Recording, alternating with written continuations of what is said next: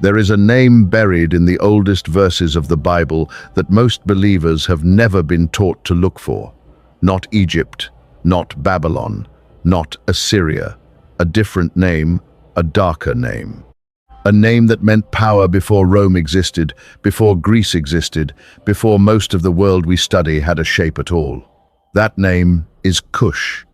And what happened to the people who carried it has been erased so thoroughly from popular memory that when their pyramids were found rising out of the African desert, taller in number than Egypt's, older in some cases than Egypt's, the modern world simply refused to believe what it was looking at. This is the story of the Black Pharaohs. This is the story of Cush. And somewhere inside it, hidden between the lines of scripture and the sand of northern Sudan, is a truth about power, humility, and divine timing that most people will never hear. Let us go back, far back, before the maps we know, before the empires we were taught to worship. South of Egypt, along the great bend of the Nile, in a land the ancient world called Nubia, a civilization rose that would one day terrify pharaohs, absorb Egypt's own gods, and rule the entire Nile Valley from the Mediterranean to the heart of Africa. The Bible calls this land Cush. Historians call it Cush. And for over 1,000 years before Christ, its kings did not bow to Egypt. They became Egypt.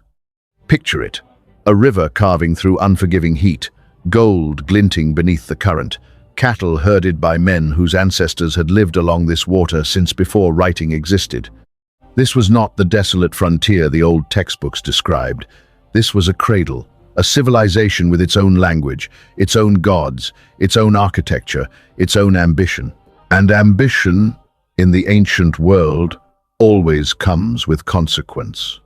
For centuries, Egypt looked south, the way an empire looks at a resource. Cush had gold, Cush had ebony.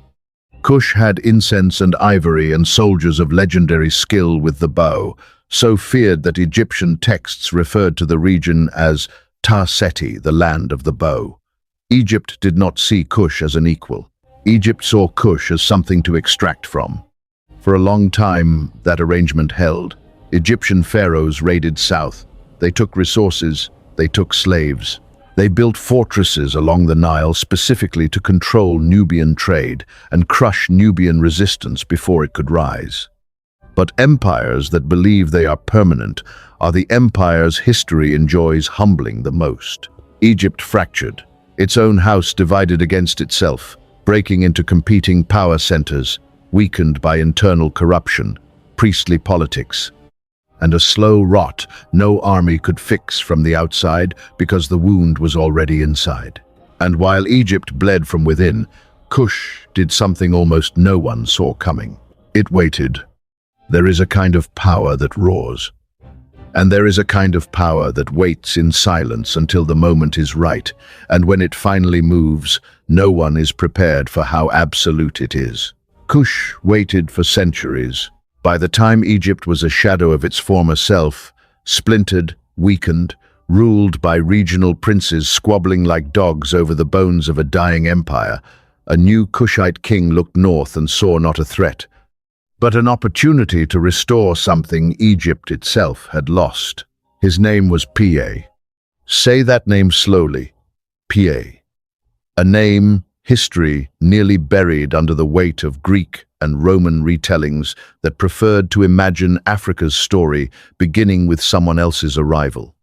Piye did not attack Egypt out of vengeance. This is the part most retellings skip because it complicates the simple narrative of conquest.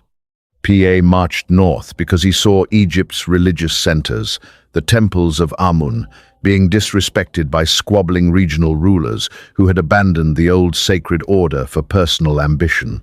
Piye considered himself, and Cush itself, the true keeper of Egyptian religious tradition, not its enemy, its restorer. Imagine that. The so-called periphery becomes the last defender of the center's own sacred flame. Piye's army moved down the Nile like judgment, arriving late but arriving certain. City after city fell or surrendered. Egyptian princes, who had spent years fighting each other for scraps of power, now faced a force they could not outmaneuver and could not outweight.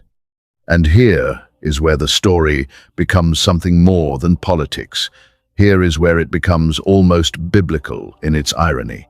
When the northern rulers finally came to surrender to Piye, historical inscriptions describe something startling.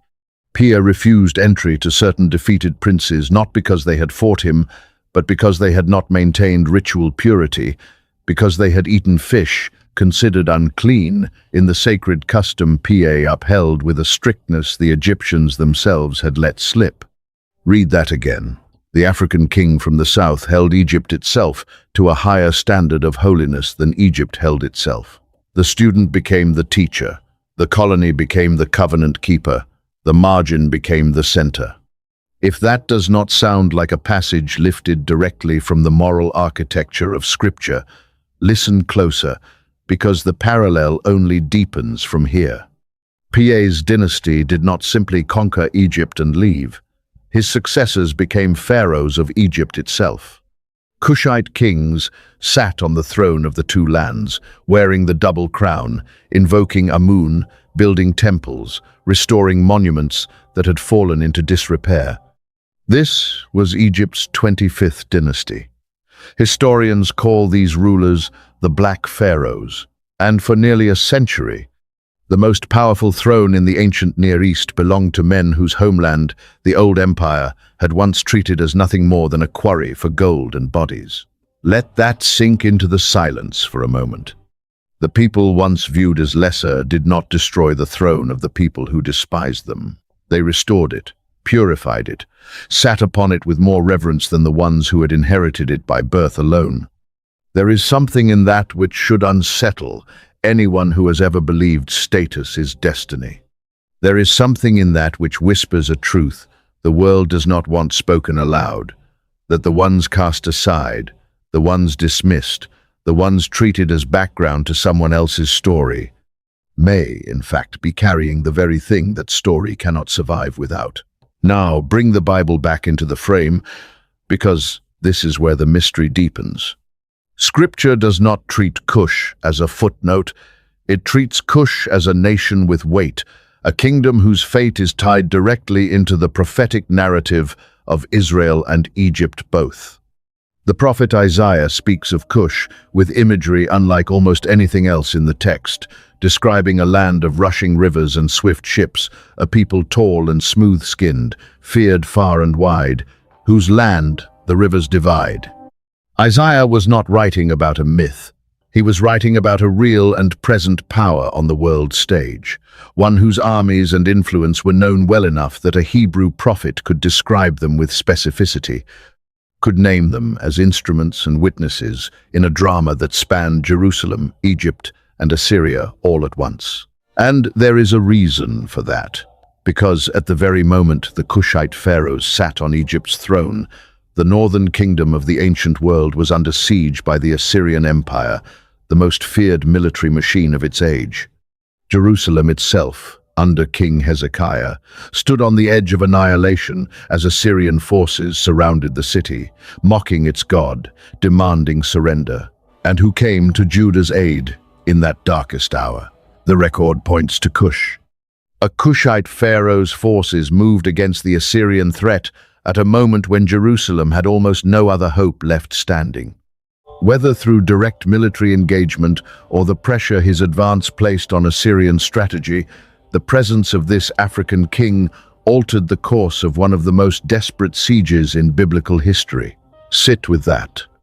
At the exact moment when the covenant people of God stood at the edge of destruction, it was not a nation the Bible glorifies that stepped into the gap. It was Cush, the kingdom of the Black Pharaohs, the descendants of a people Egypt itself had once enslaved and plundered. History does not usually offer such precise poetry, but here it does. The oppressed became the deliverer, the forgotten became the answer to another nation's prayer. This is not a footnote in the margins of Scripture. This is a thread woven directly into the salvation of Jerusalem in one of its most desperate hours. And still, so few are taught this. Still, When people picture the ancient world of the Bible, they picture pale marble columns and European imaginations layered onto Middle Eastern soil. And the black kings of the Nile Valley are quietly removed from the frame, as though their presence complicates a story someone decided long ago should look a certain way. But the desert remembers what the textbooks forgot. Because after the 25th dynasty eventually retreated south, pushed out by a rising Assyrian counteroffensive that would not stop pursuing them even into their own homeland, the kings of Cush did not vanish into obscurity. They rebuilt. They moved their capital deeper into their ancestral lands, first to Napata, then further south to a city called Meroe, and there, far from the reach of the empires that had once humiliated Egypt, the Kushite civilization entered an age that lasted for centuries longer, an age of iron working so advanced that Meroe has been called by some historians the Birmingham of ancient Africa, an age of written language unique to their own people, a script called Meroitic that scholars to this day have only partially deciphered. Think about that for a moment. There exists an entire written language carved onto monuments still standing in the Sudanese desert, left by a civilization powerful enough to rule Egypt itself, and modern scholarship still cannot fully read what it says. The past is not always silent because it has nothing to tell us. Sometimes the past is silent because we have not yet learned to listen the right way. And still they built. More pyramids rise from the sands of ancient Cush than were ever built in all of Egypt, over 200 of them scattered across the desert of what is now Sudan, smaller in scale than the towering monuments of Giza, but staggering in number, staggering in persistence, as if this people refused, generation after generation, to let the world forget that they had once stood at the summit of ancient power. Why then does the world seem to have forgotten anyway? Perhaps because history, like scripture, tends to be retold by whoever holds the pen at the moment of retelling. Perhaps because a story of a black African kingdom ruling Egypt, defending Jerusalem, sustaining an independent civilization for well over 1,000 years, complicates a simpler narrative that later empires preferred the world to believe. But complication is not the same as falsehood, and the silence surrounding Cush is not evidence of its unimportance. It is evidence of how selectively human memory chooses its heroes. There is a warning folded into this history, and it is not aimed at any one nation or people. It is aimed at anyone who has ever believed permanence was owed to them simply because they held power today. Egypt once believed its throne was untouchable. Assyria once believed the same. Every empire in this story believed, in its hour of strength, that its dominance was the natural order of the world, unshakable, eternal. Every single one of them was wrong. And Cush, the nation so often dismissed as peripheral, waited in patience while empires devoured themselves, and stepped forward not with vengeance, but with restoration, not to destroy what fell, but to hold it upright a little longer, to purify what corruption had hollowed out. There is a spiritual weight to that pattern which stretches far beyond ancient Sudan. Because the same principle echoes through scripture again and again. The last shall be first. The stone the builders rejected becomes the cornerstone. The younger son inherits the blessing. The shepherd boy becomes king. The nation viewed as lesser becomes the vessel of deliverance in someone else's darkest hour. This is not a coincidence of storytelling. This is a pattern so consistent across scripture and history that it begins to feel less like chance and more like design. Perhaps that is the deeper truth Cush was always meant to reveal. Perhaps history preserved this story, buried it, and then allowed archaeology to drag it back into the light centuries later, precisely because we needed to be reminded of something we keep forgetting. The world's hierarchy of power is not the same as the deeper hierarchy that actually determines who gets remembered, who gets used for good, and who gets called upon in the hour when everything else has failed. Think about your own life for a moment. Think about the seasons when you felt overlooked, dismissed, treated as background in someone else's story, passed over for the recognition you believed you deserved, made to feel smaller than you actually were. Cush understood that feeling on the scale of an entire civilization, and it did not respond by disappearing. It responded by waiting, by building, by preserving its own identity so thoroughly that even when the world tried to erase it, the sand itself refused to let the memory die. There will be moments when you are underestimated.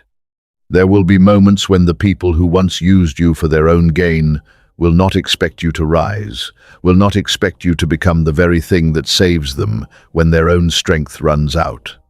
Let this story remind you that the deepest kind of power is not the power that announces itself.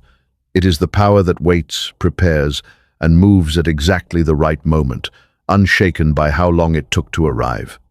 The pyramids of Sudan are still standing, while the empires that once mocked Kush have crumbled into dust and museum placards. That alone should tell you something about which kind of strength actually lasts. So before you close this and move on to whatever comes next, ask yourself one question and sit with it a little longer than feels comfortable. If the world has decided you are peripheral, forgotten, or lesser, what exactly are you quietly becoming while it is not paying attention?